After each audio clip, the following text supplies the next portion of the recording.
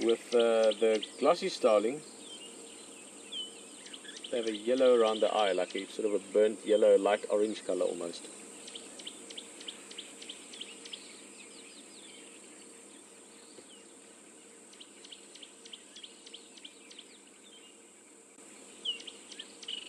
Insect eaters mainly, so this one is just looking around and might go down any second to catch an insect.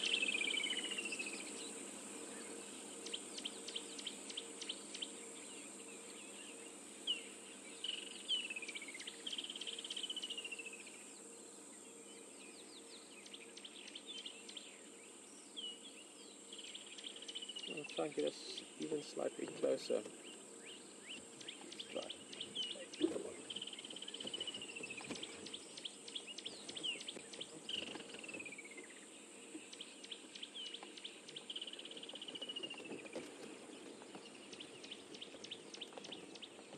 I saw a paradise flycatcher just now up ahead.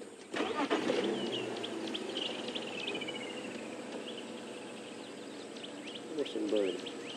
Guys, we are going to maybe just break up a little bit. We're just going, but it'll only be a second or two till we're out the other side.